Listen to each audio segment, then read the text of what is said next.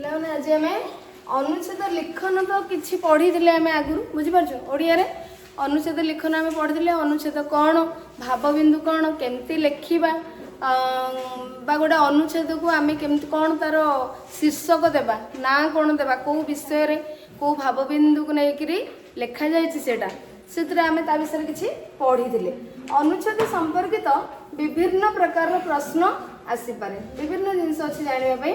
ତା ଭିତରୁ ଆମେ ଆଜି ପଢ଼ିବା ଅନୁଚ୍ଛେଦ ପଠନ ଓ ସଂକ୍ଷିପ୍ତୀକରଣ। ବୁଝିପାରୁଛ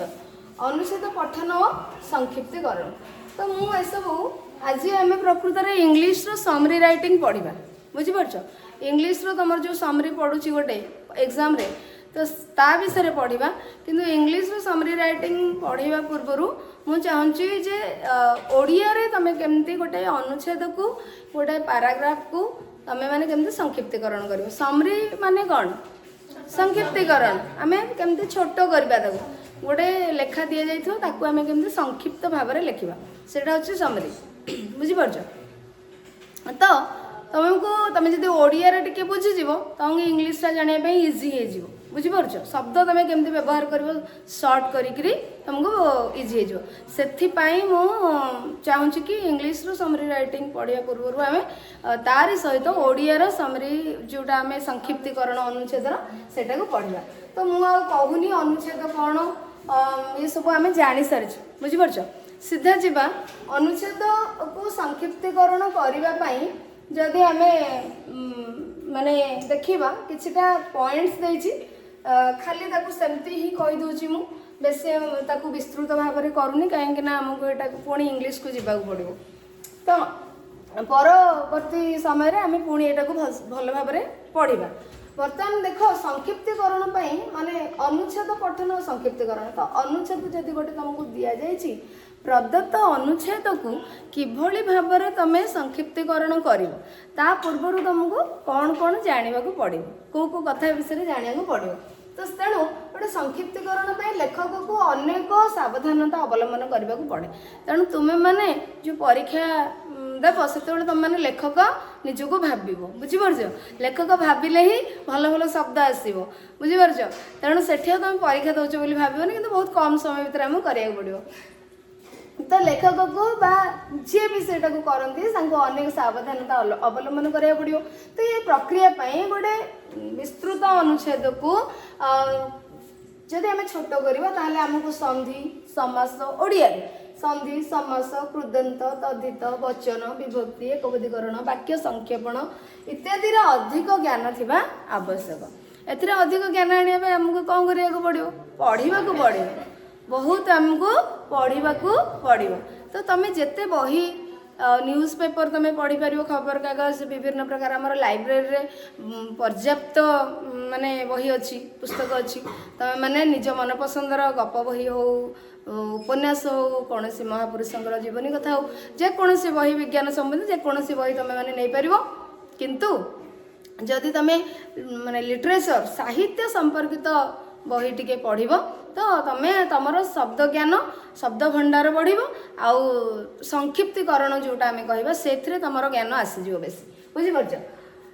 ତ ଏସବୁ ଜ୍ଞାନ ଥିବା ଦରକାର। ବାକ୍ୟକୁ ସଂକ୍ଷେପ କରି ଅର୍ଥାତ୍ ତାର ସାରାଂଶ ସମରି ବା ସଂକ୍ଷିପ୍ତୀକରଣ କହିଲେ ଆମେ ସାରାଂଶଟା କ'ଣ ସେଥିରେ ଅଛି ଯେମିତି ଲେଖା ହେଇଛି ସେମିତି ନ ଲେଖି ଆମେ କିନ୍ତୁ ଅଳ୍ପରେ ସେ ସାରାଂଶଟାକୁ ତାର ଅର୍ଥଟାକୁ ଆମେ କହିପାରିବା। ତ ତାକୁ ନେଇ ଗୋଟେ ନୂତନ କ୍ଷୁଦ୍ର ବାକ୍ୟ 2-3ଟି ବାକ୍ୟ ଥିବ ତାକୁ କେମିତି ଛୋଟ କରିକି ଆମେ ଗୋଟିଏ ବାକ୍ୟରେ ପ୍ରକାଶ କରିବା ସେ 3ଟି ବାକ୍ୟରେ ଯାହା ଥିବ ଆମେ ତାକୁ ଗୋଟିଏ ବାକ୍ୟରେ କେମିତି ପ୍ରକାଶ କରିପାରୁଥିବା ସେଇଭଳିଆ ଜ୍ଞାନ ଆମକୁ ରହିବା ଦରକାର ଏବଂ ଗୋଟେ କ୍ଷୁଦ୍ର ବାକ୍ୟ ସୃଷ୍ଟି କରି ଅନୁଚ୍ଛେଦକୁ ସଂକ୍ଷିପ୍ତ କରାଯାଇପାରେ। ତ ଆମକୁ କେଉଁଠି ସନ୍ଧି କରାଯିବ କେଉଁଠି କୃଦନ୍ତ କେଉଁଠି ସମାସ ଆମେ ସମସ୍ତେ ଜାଣିଛେ ଗୋଟେ ମାନେ ବାକ୍ୟକୁ ବା ବାକ୍ୟାଂଶକୁ ଆମେ ଗୋଟେ ପଦରେ ବ୍ୟବହାର ମାନେ ପରିବର୍ତ୍ତନ କରିପାରିବା। ତ ଏସବୁ ବିଷୟରେ ଯଦି ଜ୍ଞାନ ଆସିଯିବ ଆମେ ଓଡ଼ିଆରେ କରିପାରିବା। ଇଂଲିଶରେ ମଧ୍ୟ ତୁମକୁ କେମିତି କିଛିଟା ଶବ୍ଦ କେମିତି ସର୍ଟଲି ଲେଖିବ ତାକୁ ମଧ୍ୟ ତୁମକୁ ଜାଣିବା ଆବଶ୍ୟକ। ତାପରେ ସଂକ୍ଷିପ୍ତୀକରଣ କରୁଥିବା ବ୍ୟକ୍ତିର ସ୍ୱଭାଷାର ଶବ୍ଦ ଭଣ୍ଡାର ସମ୍ପର୍କରେ ଶବ୍ଦ ଭଣ୍ଡାର ସମ୍ପର୍କରେ ଜ୍ଞାନ ତ ଥିବା ନିହାତି ଦରକାର ନଥିଲେ ତ ଆମେ କରିପାରିବା ନାହିଁ ନଚେତ୍ ଭାବ ପ୍ରକାଶ ପାଇଁ ଆମେ ସଫଳ ଶବ୍ଦ ଚୟନ କରିପାରିବା ନାହିଁ। ମୁଁ ଧର କହିଲି ସେଇ ଅନୁଷ୍ଠାନରେ ଯେଉଁ ପରୀକ୍ଷା ହେଉଥିଲା ସେଠାରେ ଆଦୌ କପି ହେଉନଥିଲା, ଏତକ କହିଲି। ଆକୁ ଆମେ ସଂକ୍ଷେପରେ କେମିତି ପ୍ରକାଶ କରିବା? ଉକ୍ତ ଅନୁଷ୍ଠାନରେ ସ୍ୱଚ୍ଛ ପରୀକ୍ଷା ପରିଚାଳନା କରାଯାଉଥିଲା। କେତେ ସର୍ଟଲି ହେଇଗଲା, ଆଦୌ କପି ହେଉନଥିଲା, ସ୍ୱଚ୍ଛ ପରୀକ୍ଷା ପରିଚାଳନା। ତା ପୂର୍ବରୁ ପୁଣି ଆମେ ପୁରା ସର୍ଟ କରିକିରି ଦୁଇଟା ମାନେ ବାକ୍ୟାଂଶ ବା ଦୁଇଟା କ୍ଲଜ ଆମର ଅଛି, ଖଣ୍ଡ ବାକ୍ୟ ଅଛି ବା ଦୁଇଟି ସେଣ୍ଟେନ୍ସ ହଉ, ତାକୁ ଆମେ ପୁରା ଛୋଟ କରିକି ପରିପ୍ରକାଶ କରିଦେଲେ। ତ ଆମକୁ ସେ ସ୍ୱଚ୍ଛ ପରିଚାଳନା ଶବ୍ଦଟି ଆମ ପାଖରେ ଥିବା ଦରକାର, ବୁଝିପାରୁଛ? ତେଣୁ ଭାବ ସଂକୋଚନର ଅର୍ଥ କେତେକ ବିଷୟକୁ ବାଦ ଦେବା ନୁହେଁ, ଏଠି ତୁମକୁ ମନେ ରଖିବାକୁ ପଡ଼ିବ। ଭାବ ସଂକୋଚନ ବା ଶବ୍ଦକୁ ସଂକ୍ଷିପ୍ତ କରିବା, ଏକପଦୀକରଣ କରିବା, ଏ ସବୁର ଅର୍ଥ ନୁହେଁ ଯେ ଆମେ କେତେକ ବିଷୟକୁ ବାଦ ଦେଇଦେବା, ସେଥିରେ ଯେଉଁ ଯେଉଁ ଜିନିଷ ଅଛି ତାକୁ ବାଦ ଦେଇଦେବା, ସେମିତି ନୁହେଁ। ତୁମେ ଏମିତି ଲେଖିଥିବ ଯେ ସେ ଅନୁଚ୍ଛେଦରେ ବା ସେ ପାରାଗ୍ରାଫରେ ପାସେଜରେ ଯାହା ଥିବ ସବୁ ସେଇଥିରୁ ତୁମକୁ ଆସୁଥିବ, ଅର୍ଥ ତାର ତୁମକୁ ମିଳିପାରୁଥିବ। ଅଙ୍ଗ ହାନି ନକରି ଭାବକୁ ସଂକୋଚନ କରିବାକୁ ପଡ଼ିବ। ତେଣୁ ଅଙ୍ଗ ହାନି ବା ସେଇ ଯେଉଁ ଅନୁଚ୍ଛେଦରେ ଯେଉଁ ଅର୍ଥ ଦିଆଯାଇଛି ସେ ଅର୍ଥ ହାନି ନ ହୋଇକିରି ତୁମକୁ ସମ୍ପୂର୍ଣ୍ଣ ଅର୍ଥ ସେ ସଂକ୍ଷିପ୍ତ ଭାବରୁ ପରିପ୍ରକାଶ ହେଇପାରୁଥିବ, ତାହେଲେ ଯାଇକି ଆମେ ତାକୁ ସଂକ୍ଷିପ୍ତୀକରଣ ବା ସମରି ରାଇଟିଂ କହିପାରିବା। କିନ୍ତୁ ତୁମେ ଯଦି ଅଧା ଛାଡ଼ିଦେବ, ମାନେ କିଛି ଜିନିଷ ରହିଯିବ ତୁମ ଲେଖାରେ, ସେଇ ସେଣ୍ଟେନ୍ସ ବା ସେ ଶବ୍ଦ ଗୁଡ଼ିକର ଅର୍ଥ ପ୍ରକାଶ ହେଉନଥିବ, କେଉଁଠି ବି ଦେଖାଯାଉନଥିବ, ତାହେଲେ ସେଇଟାକୁ ଆମେ ସମରି କହିପାରିବା ନାହିଁ, ବୁଝିପାରିଲ? ତେଣୁ ଶବ୍ଦ ଗଣନାରେ ଧରାବନ୍ଧା ନିୟମ ନଥିଲେ ମଧ୍ୟ ସାଧାରଣତଃ କୌଣସି ଧରାବନ୍ଧା ନିୟମ ନଥିଲେ ମଧ୍ୟ ସାଧାରଣତଃ କିନ୍ତୁ ଆମକୁ ପରୀକ୍ଷାରେ କ'ଣ କରାଯାଇଥାଏ ପିଲାମାନେ, ଆମକୁ ଦିଆଯାଇଥାଏ ଲିମିଟ୍, ଦିଆଯାଏ ୱାର୍ଡ଼ ଲିମିଟ୍ ଆମକୁ ଗୋଟେ ଦିଆଯାଇଥାଏ। ଶବ୍ଦ କେତିକି ଶବ୍ଦ ଭିତରେ ତୁମେ ଲେଖିବ, ଯେଉଁଟା ତୁମର ପରୀକ୍ଷାରେ ଆସୁଛି ଇଂରାଜୀରେ ତୁମର 60ଟି ଶବ୍ଦ ଭିତରେ ଆସୁଛି, ବୁଝିପାରୁଛ? ତୁମ କ୍ଲାସ୍ 9th ଆଉ 10thରେ ତ 60ଟି ଶବ୍ଦ ଭିତରେ ତୁମେ କେମିତି ଲେଖିପାରିବ? ତେଣୁ ଆମକୁ 60ରୁ ମାନେ 65 ବା 70 ଭିତରେ ତୁମେ ରହିପାରିବ ବା 55ରୁ 60 ଭିତରେ ତୁମେ ରଖିପାରିବ। କିନ୍ତୁ 60 ଦେଇଥିବ ତୁମେ 80 ଶବ୍ଦ ଲେଖିବ, ତାହେଲେ ସେଠି ଟିକେ ଭଲ ହେବ ନାହିଁ। ତ ଯଦିଓ ଆମର ସେମିତି ଧରାବନ୍ଧା ନିୟମ ନାହିଁ, କିନ୍ତୁ ଆମେ ଅଧିକାଂଶ ଆମେ କ'ଣ କରିଥାଉ, 1/3 ଅର୍ଥାତ୍ 180 ଶବ୍ଦ ଭିତରେ ଯଦି ଦେଇଛି ତାହେଲେ ଆମେ ତାକୁ 60 ଶବ୍ଦରେ ଲେଖିବା। ଯଦି 100 ଶବ୍ଦ ଭିତରେ ଦେଇଛି ତାହେଲେ ଆମକୁ 30ରୁ 35 35 ଭିତରେ ଆମେ ଲେଖିବାକୁ ପଡ଼ିବ ଶବ୍ଦ ଭିତରେ। ତେଣୁ 1/3 1/3 ଶବ୍ଦର ବ୍ୟବହାର କରି ଆମେ ସଂକ୍ଷିପ୍ତୀକରଣ କରିଥାଉ ସାଧାରଣତଃ। ତ ଯଥାସାଧ୍ୟ ନିଜ ଭାଷାରେ ସଂକ୍ଷିପ୍ତ ଅନୁଚ୍ଛେଦଟିଏ ଲେଖିବାକୁ ପଡ଼େ, ଆଉ ସେହି ଅନୁଚ୍ଛେଦର ମର୍ମ କଥା ଜାଣି ସଂଜ୍ଞା ବା ଶିରୋନାମାଟିଏ ମଧ୍ୟ ଦେବାକୁ ପଡ଼େ। କିନ୍ତୁ ତୁମର ପରୀକ୍ଷାରେ ଶିରୋନାମା ଆସୁନି, ଯେଉଁଟା ଆମେ ପ୍ରେସିସ୍ ଶୀର୍ଷକ, ଯେଉଁ ଆମେ ଗୋଟେ ନାଁ ଦେବା, ତାର ଟାଇଟଲ ଦେବା, ବୁଝିପାରୁଛ? ସଂକ୍ଷିପ୍ତ କରିଲା ପରେ ତାର ଗୋଟେ ଟାଇଟଲ ଦେବା, ବୁଝିପାରୁଛ? ତ ସେଇଟା ଆମେ ସେଟାକୁ କନସିଡର କରୁନୁ, ଯେହେତୁ ତୁମେ ମାନେ ଠିକ୍ରେ ଜାଣିପାରୁନ, ଇଏ କରିପାରୁନ। କିନ୍ତୁ ତୁମର +2ରେ ଯେତେବେଳେ ତୁମେ ଆସିବ, ପ୍ରେସିସ୍ ରାଇଟିଂ ଆସିବ, ତ ସେଠି ତୁମେ 1/3 ୱାର୍ଡ଼ରେ ଲେଖିବାକୁ ପଡ଼ିବ, ଯେତିକି ଦେଇଛି ସେତିକି ଶବ୍ଦ ଭିତରେ ତୁମେ ଲେଖିବ ଏବଂ ତାର ଗୋଟେ ଟାଇଟଲଟେ ତୁମକୁ ଦେବାକୁ ପଡ଼ିବ, ବୁଝିପାରୁଛ? ଇଂଲିଶରେ ତ ଆସେ, ଇଂଲିଶ ଲାଙ୍ଗୁଏଜ ପରୀକ୍ଷାରେ ପ୍ରେସିସ୍ ଅଛି, ପାରାଗ୍ରାଫ ରାଇଟିଂ ବି ଅଛି। ପ୍ରେସି ଆଉ ପାରାଗ୍ରାଫ ଭିତରେ ପିଲାମାନେ କ'ଣ ଡିଫରେନ୍ସ? ପ୍ରେସିସ୍ ହେଉଛି ଗୋଟେ ପାସେଜ ଦେଇଥିବ, ଆମେ ତାକୁ ସର୍ଟ କରିକି ଲେଖିବା, ଆଉ ଗୋଟେ ଟାଇଟଲ ଦେବା। କିନ୍ତୁ ପାରାଗ୍ରାଫ ହେଉଛି ଗୋଟେ ଟାଇଟଲ ଦେଇଥିବ, ତୁମେ ତାକୁ ବିସ୍ତୃତ କରିବ, ମାନେ ସେଇ ଯେମିତିକି ଦେଶ କେ ଫାଙ୍କ ନଈ କେ ବାଙ୍କ, ହଁ, ତ ତାକୁ ଯେଉଁ ଆମର ତୁମେ ବିସ୍ତୃତ କରିକିରି ଲେଖ। ଘର ଢିଙ୍କି କୁମ୍ଭୀର, ତ କୁକୁର ଲାଙ୍ଗୁଡ଼, ତ ସେଇଭଳି ଭାବରେ ଅଳସୁଆର ବାରବାଟୀ ଚାଷ, ଯେଉଁ ଲୋକବାଣୀ ରୂଢ଼ି ଆମର ଅଛି, ତାକୁ ଗୋଟେ ଦେଇଥିବ, ତ ତୁମେ ତା ଉପରେ ଲେଖିବ। ତୁମକୁ ସବୁ ଦେଇଦେଲେ କ'ଣ, all that glitters are not gold, all that glitters are not gold, ସବୁ ଚିକଚିକ କରୁଥିବା ଜିନିଷ ସୁନା ନୁହେଁ, ତା ଉପରେ ତୁମେ ଲେଖିବ। ତ ବିଭିନ୍ନ ଉଦାହରଣ ଦେଇକି ତୁମକୁ କ'ଣ ଆଇଡ଼ିଆ ଆସୁଛି ସେ ଉପରେ ତୁମେ ଲେଖିକିରି ତାକୁ ଗୋଟେ ପାରାଗ୍ରାଫ କରିବ, ବୁଝିପାରୁଛ? ସେଇଟା ହେଲା ପାରାଗ୍ରାଫ ରାଇଟିଂ। ଆଉ ଯେତେବେଳେ ଆମେ ସର୍ଟ କରିକି କରିବା, ସେଇଟା ହେଉଛି ସମରି ରାଇଟିଂ। ଏଥିରେ ତୁମେ ଟାଇଟଲ ଦେବ, ସେଥିରେ ଟାଇଟଲ ଅଲରେଡ଼ି ଥିବ, ତୁମେ ତାକୁ ପର୍ଯ୍ୟବେସିତ କରି କିଛି ଲେଖିବ। जापार दुईटा जिनस तो ये जमती कि तुम ये अच्छी देख भाव बिंदु आमको देदेला तुम ये ओडिया भी अच्छी ना आम पढ़ी टे ये तुम देदेला ईश्वर जहाँ करती प्राणीर मंगल पाई तो या उपरे आमको किसी लिखा पड़ा यहाँ हूँ तुम इंग्राजी ये तुम अनुच्छेद लिखन इंग्राजी आसो पैराग्राफ राइटिंग बुझीपार तो मैन प्रोपोजेस गॉड डिस्पोजेस तो तुमको तापर गोटे लिखा पड़े एमती आसे कि तुम से 9th 10th रे ना बुझीपार तो ये भाव में आम कौन जानिले जे पैराग्राफ गोटे अलग जिनस प्रेसिस गोटे अलग जिनस संक्षिप्तीकरण गोटे अलग जिनस अनुच्छेद लिखन गोटे अलग जिनस अनुच्छेद लिखन माने गोटे निर्दिष्ट विषय देको बेस करी पर्यवेक्षित कर तुमको किसी लिखा पड़ो संप्रसारित भाव संप्रसारण सेठी आसो से कौन कह भाव संप्रसारण तुम जो अर्थ बुझी तो संप्रसारित ये लिख किंतु ये संप्रसारित होगी दिखाई संक्षिप्तीकरण कर तो आज आम से पढ़ा संक्षिप्तीकरण बुझीपार तो इंग्राजी को जीवा पूर्व इंग्लिश सामरी राइटिंग पढ़ा पूर्व ये तुम गोटे अनुच्छेद अच्छी ताको संक्षिप्तीकरण करा बही रे तुम ओडिया ग्रामर बही रे सेटा पढ़ेले गोटे हाँ यहाँ देख ये पे देख प्रदत्त अनुच्छेद गोटे नमूना दिगला संक्षिप्तीकरण तार ये दि जाए केउ भाव में संक्षिप्तीकरण हो तुम मैंने देख तो ये देख आमर पढ़ा से दिन थिला बसंत ऋतुर एक शीतल संध्या गौतम सांग मेल राज उद्यान खेलुवा बेले दले राजहंस मधुर रब करी अनंत आकाश में उड़ी जाउथिबार देखिले बसंतर नव आगमन से हिमालयर मानसरोवर अभिमुखे यात्रा करते हठात एक अजण व्यक्तिर शराघात हंसटी कक्षच्युत हो पड़ा विकल राब करी हंसटी गौतम खेलुवा राज उद्यान गोलाप बण भितर खसी पड़ा दूर थी गौतम क्षताक्त हंसटी को देखिपारी से संगे संगे हंस निकट को जाई भूमि उठाई आनिले हंसटी को निज कोल जत्न सहकार रखी ता डेणारू सरटी को बाहर कर आनिले निज लुगारे क्षत स्थानटी को पोछि देई सेथिरे औषधीय पत्र को छेची तार प्रलेप लगाईदेले हंसटी को पानी पीवा को देई तार शुश्रूषा करिवारु से आस्ते आस्ते सुस्थ होबारे लागिला आम समस्ते छोट गपटी पढ़ी आगुरी बुझीपार तो से गपर यहाँ गोटे अंश गोटे पैराग्राफ आसला गोटे अनुच्छेद आसला तो यहाँ को आम केमती गोटे टाइटल देवा छोट करके लिखा आम भाषा तो ये देख उदाहरण तुम देला देख से दिन थिला बसंत ऋतुर एक शीतल संध्या गौतम सांग मेल राज उद्यान खेलुवा बेले दले राजहंस मधुर रब करी अनंत आकाश में उड़ी जाउथिबार देखिले बसंतर नव आगमन से हिमालयर मानसरोवर अभिमुखे यात्रा करते तीन गोटी माने वाक्य को से संक्षिप्त करी केमती एठी लिखा जाए देख संक्षिप्तीकरण अनुच्छेद आसला तो शीर्षक को आम पछरे जीवा शीर्षक सब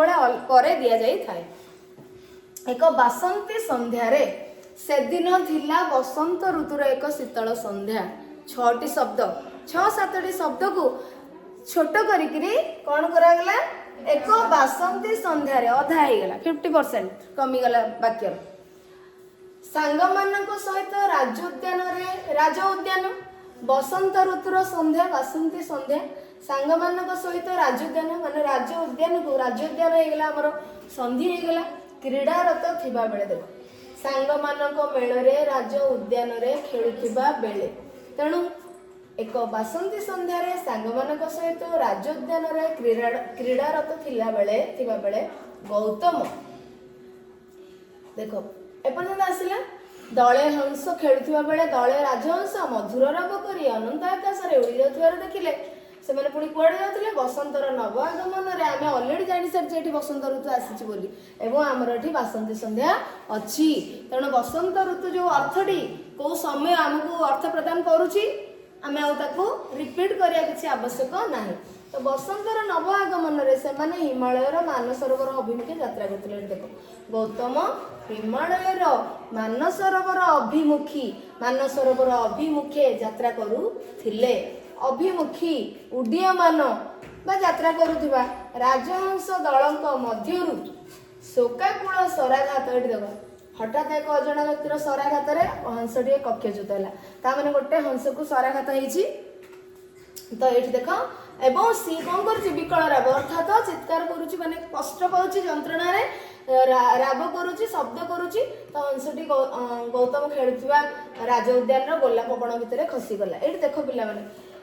शोकाकूल आसला राजहंस दल मध्य शोकाकूल शराघात पक्षीटी अर्थात शराघात होकर से शोकाकूल थिला क्रंदन करुला चित्कार करुला। शराघात पक्षीटीए केउठी गोलाप बणरे भूपतित हेबार देखिले गोलाप बण भितर खसी पड़िला। दूर रे थाई गौतम एट देख दूर रे थाई गौतम हंसटी देखि पारथिले। वर्तमान एट देख गौतम देखिछंती बोली एठी आसिले गौतम देखिले बुझी पारछ कि नहीं। ताले हमर एठी पिला माने देख बासंती संध्या अर्थात बसंत ऋतु सांग मानक सहित खेलुछंती। किए खेलुछंती गौतम से खेलुछंती प्लस देखुछंती मध्ये हम जानि परछे केउठारे राज्य उद्यान रे खेलुछंती बोली जणा पडुची। एवं किए जाउछंती राजहंस माने उड़ीकी जाउछंती केउठिकी जाउछंती हिमालयर मानसरोवर अभिमुखी जाउछंती। ता भितर गोटे हंस देहर शराघात हेछि एवं से चित्कार करुची कष्ट जंत्रणा रे एवं से कोठी पड़िला गोलाप बणरे भूपतित हेतिला। ताकू गौतम देखि पारिले सब तक आसिले सेठी देखिलो। तो एत माने एपर्यंत हंसटी को देखि पारिथिले एपर्यंत देखो एतिकी शब्द को से एतिकी संक्षिप्त करदेला। तत्क्षणात ताकू कोलाग्रत करी ता डेणारु सरटी बाहर करी देबा संगे संगे शुश्रूषा करिबारु से क्रमशः सुस्थ हैला। ता माने एठी मध्ये हम जाना पड़िला गौतम जायछंती ताकू उठेछंती कोलाग्रत अर्थात निज कोलक उठेछंती ता डेणारु सर बाहर करछंती एवं शुश्रूषा माने औषध लेपन करिछंती। शुश्रूषा माने सेवा करिबा तो तार जेहेतु तार आघात प्राप्त होइछि ता माने निश्चित भाबरे ताकू औषध लेपन करा जायछि एवं से सुस्थ मध्य होइछि। सबतक अर्थ हमको आसले ना नहीं। ये देख से संगे संगे हंस निकट को जाई ताकू भूमि उठे आनले संगे संगे हंस निकट को जाई ताकू उठे आनले तत्क्षणात संगे संगे जाई तत्क्षणात ताकू कोलाग्रत करी तापरे एठी उठे आनिले पुणी निज कोल रे जत्न सहकारे रखिले।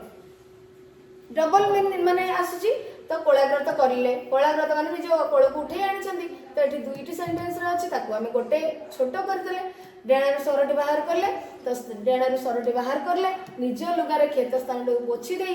औषध लगेई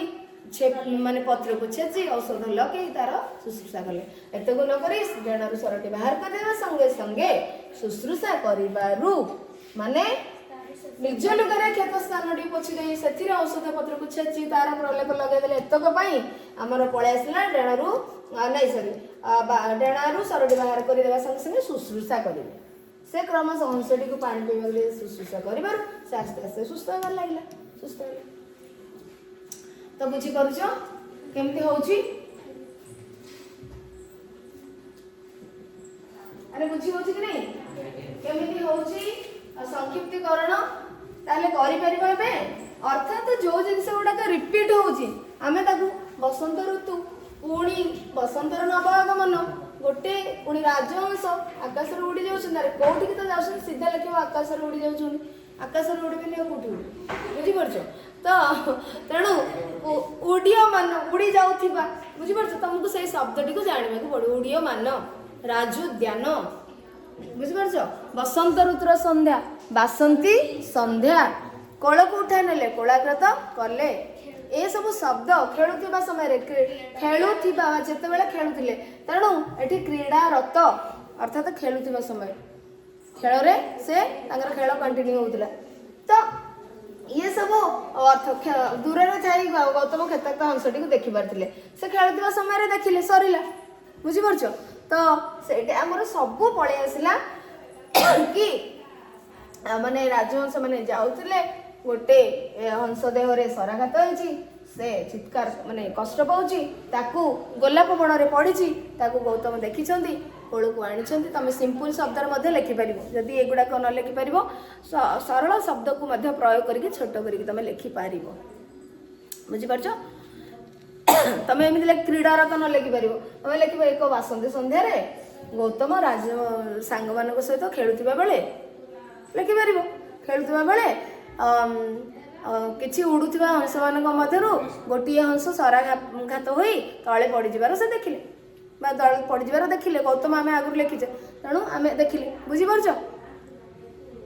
देखिले और निज कोल को आनी कोलाग्रत कर कोल को आनी तार शुश्रूषा कले क्रमशः से सुस्थ हो गला छोट तुम सरल भाषा माने तुम्हें जदि एगुड़ा न लिख तुम सरल भाषा भी एमती लिखिपार बुझिपार तो जमीती आम ओडिया अनुच्छेद टी संक्षिप्तीकरण करें से भाव में आम गोटे इंग्लीश एग्जाम्पल नवा आज हो पार एवं बुझीपार केमती ओडियाटा संक्षिप्तीकरण जान तो बर्तमान इंग्राजी आम संक्षिप्तीकरण करें समरी राइटिंग करवा तो ताप आम गोटे एग्जाम्पल नवा देखो पे यहाँ तुम परीक्षा तुम 9th class 10th class exactly तो मन पड़ूनी यहाँ हूँ तुम गोटे परीक्षा पढ़ी प्रश्न जोटा कि write a summary of the following passage in 60 words 60टी शब्द भितर तुम समरी राइटिंग कर बुझीपार आम पुणी भी आउ गोटे दुईटी क्लास नवा गोटे दुईटी एग्जाम्पल मुझे तुमको देखी तो यहाँ प्रथम थर तुम देख केमती हो बुझा चेष्टा कर बर्तमान पैराग्राफ टी कौन अच्छे पे penicillin is one of the most useful drugs invented by man आम ये कौन जानले penicillin is one of the most useful drugs invented by man तो ये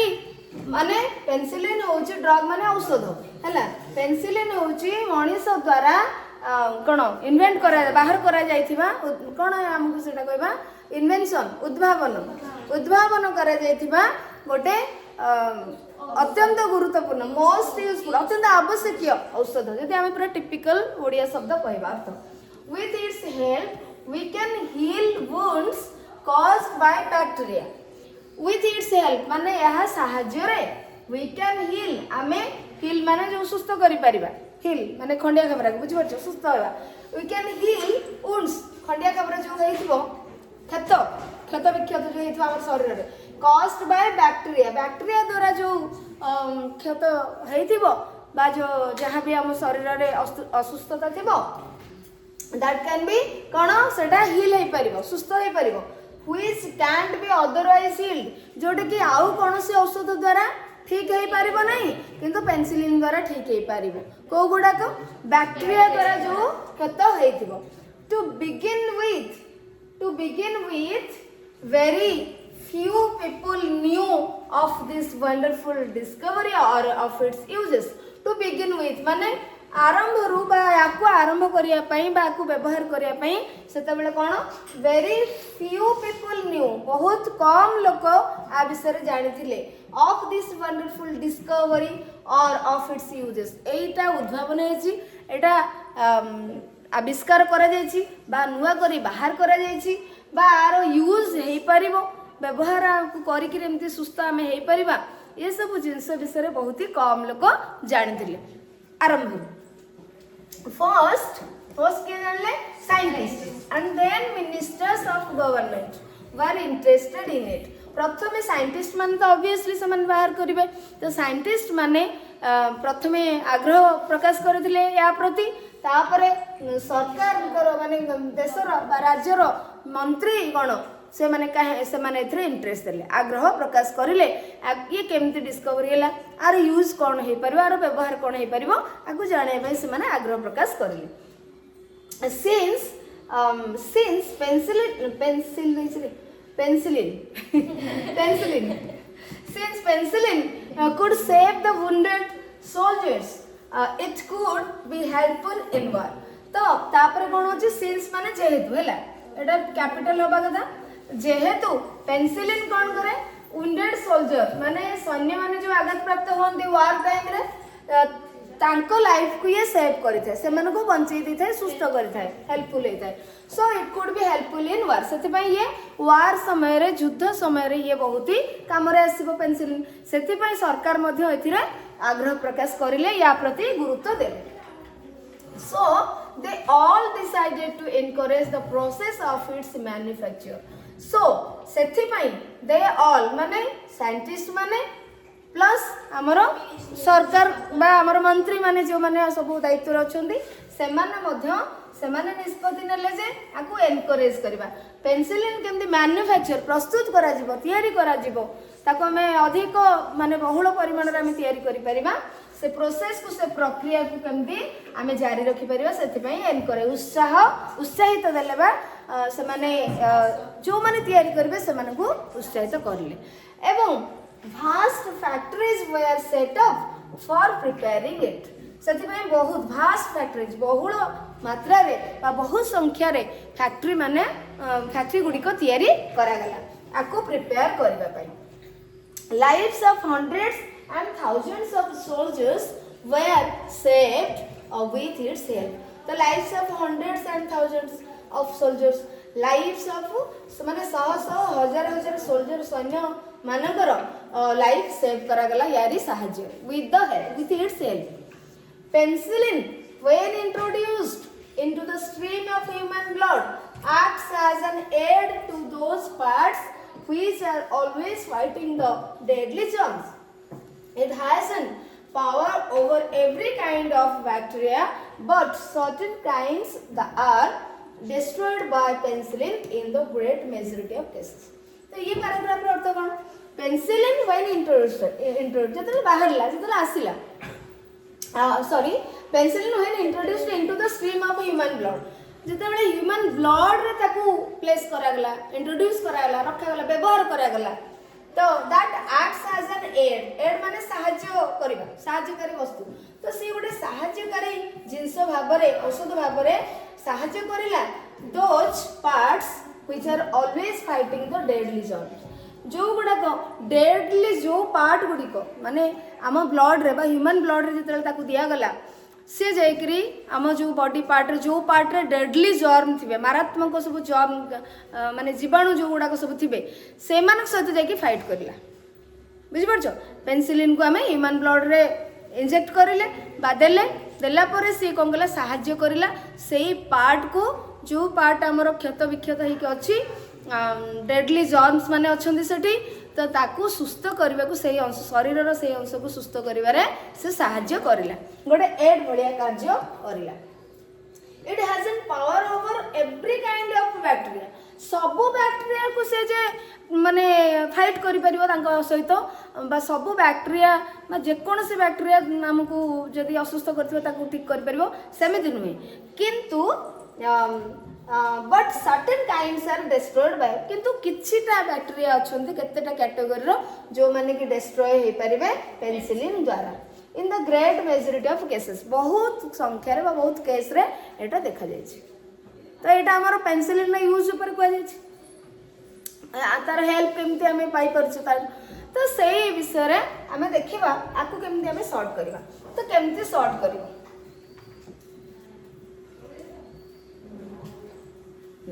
केमती सॉर्ट करबा हमें पिले माने प्रथम हमें देखिबा कोन हमको रिपीट आसुची बा कोन केमती करबा Penicillin is one of the most useful drugs invented by man. With its help, we can heal wounds caused by bacteria which can't be otherwise healed. तो ये हमें यही तक तमें गोटे छोट सेंटेंस करने को चेष्टा करो केमती करबा केमती करबा सपोज तमें लिखिबो जे पेनिसिलिन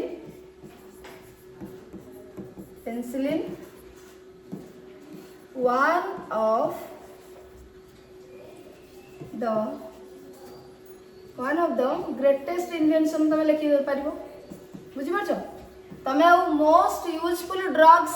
इन्वेंटेड बाय मैन एतको न लिखि कि one of the greatest invention सेटा तो तमे लिखो देखिबा हमर केमते होछ greatest invention by man एठी देखो कमा देखो penicillin one of the greatest invention by man helps with its help we can heal wounds caused by bacteria which can't be otherwise healed तो हमें आको कौन करिबा by man helps की हेल्प करछ हमें कमा देछे पेनिसिलिन हेल्प करछ पेनिसिलिन विषय रे हमें एटा को टिके लिखिले one of the greatest invention by man heals bacterial देखो ये गोटे तुमको एडजेक्टिव तुम यूज करियो बैक्टीरियल वुंड्स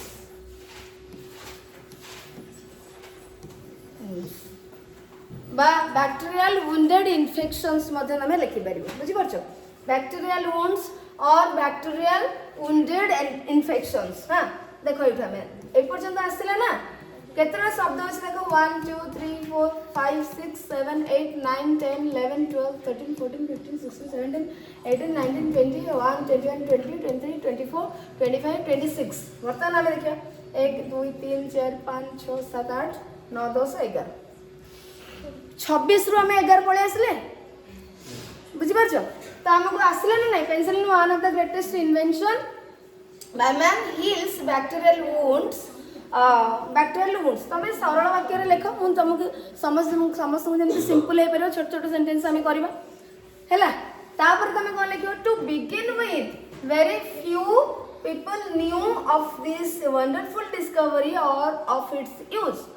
फर्स्ट साइंटिस्ट देखा एटा को सर्ट करवा बुझीपार इनिशियली टू बिगिन विथ मैंने प्रथम रु तो इनिशियली प्रारंभ बुझीपार इनिशियली पूराटा लिखि दियो चलो very few people new very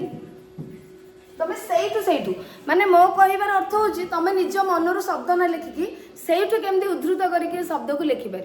मुझे वेटा तुमको बताऊँगी एमती तो आम मनर अलग शब्द देके लिखिपर पूरा सर्ट करके जो मैंने निज मनर इंग्लीश न लिखिपर से शब्द बाहर करके तुम केमती सर्ट करके लिख बुझीपार स्वतली ना initially very few people knew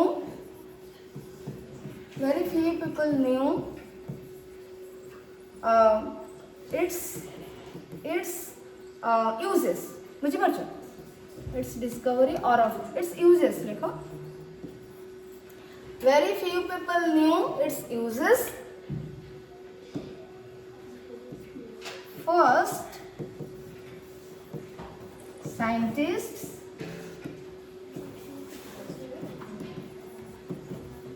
and then say to देखो शब्द मुझे केमती and then ministers or then government तुम कर और गवर्नमेंट मिनिस्टर्स तुम कर government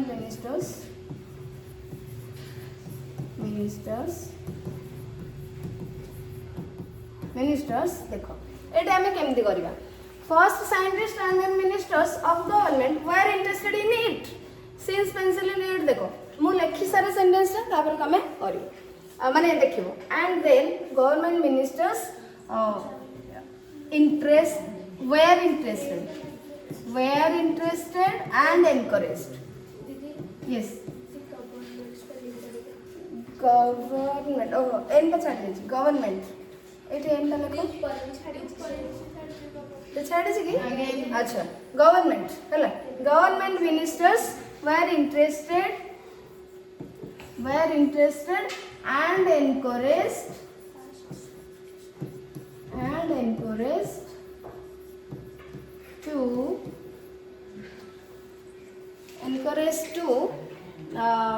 encouraged to set up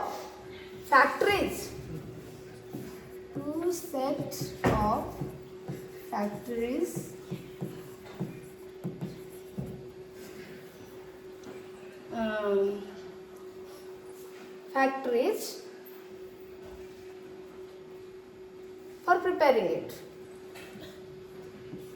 for preparing it.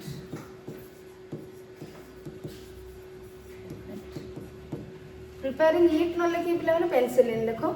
है preparing penicillin because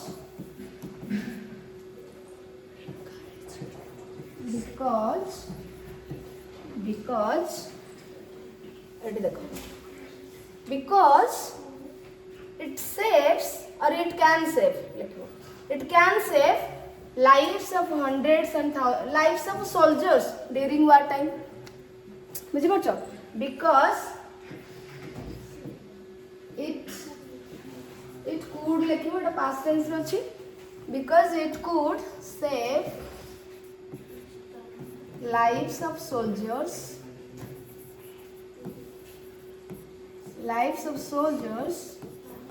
during war time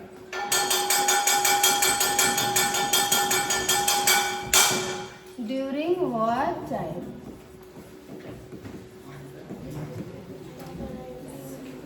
देखो यही पैराग्राफ हमर ए पैराग्राफ हमर माने हे गेला तो तमे निजे काउंट करो एटा केतेला शब्द भीतर है आ एटा केतेला शब्द भीतर है हमको 60 वर्ड देछि वर्तमान हमें काउंट करा 1 2 3 4 5 6 7 8 9 10 11 12 13 14 15 16 17 18 19 20 21 22 23 24 25 एटा तो एटा ना एटा मु निजे ही भूली गली अच्छा ए पर्यंत आसीबो देख 12 13 14 15 16 17 18 19 20 21 22 23 24 25 26 27 28 29 30 31 32 33 34 35 36 37 38 39 40 41 42 42 आउ हमर आउरी 18टा शब्द दरकार अछि एठी देखो बुझि परछ तो तळटा को मध्ये हमें करि परिबा ताले प्रथम पैराग्राफ रो पिला माने देखिलो तो एठी देखो केमिति हैला फर्स्ट साइंटिस्ट एंड देन एठू मु नेछि किछि मु मन तुमको इजी हैला बळे मु लिखिछि एठू ही शब्द नै कि तमे लिखि परिबो first scientist and then ministers of government और government ministers were interested and encouraged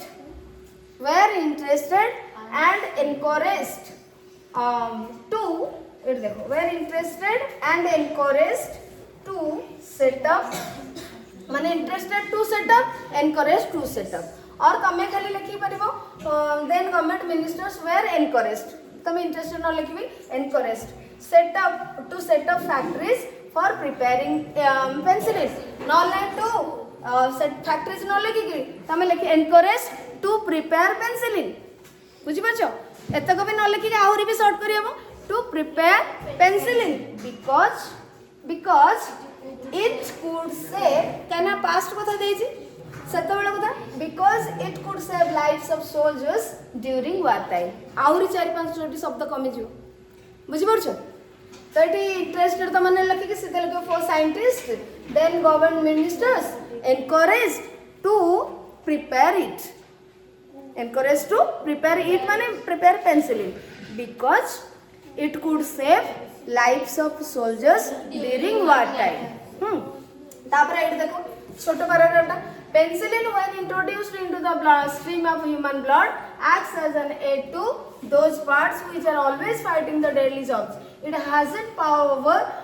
every kind of bacteria but certain kinds are destroyed by penicillin in the great majority of cases तो एटा को तमे सीधा लिखिबो आ ओटा पैराग्राफ करिवो नले सेइथरे भी mistake लिखि परिबो कोन लिखिबो it also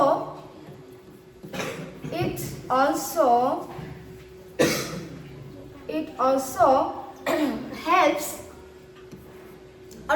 it also fights deadly germs ता परे लिखियो बुझि परछो एठी तळुक लिखियो एटा स्पेस नै it also fights deadly germs command दबो एठी though not every kind बुझि परछो though not every kinds एट देखो not every kinds every पाकरे प्लूरल लागेनी though not every kind माने every kind of germ बा bacteria it also fights deadly germs though not every kind माने ये deadly germs से तो fight करे जदियो सब प्रकार germs से तो नुहे in human blood stream it also fights deadly germs in human blood stream in human blood stream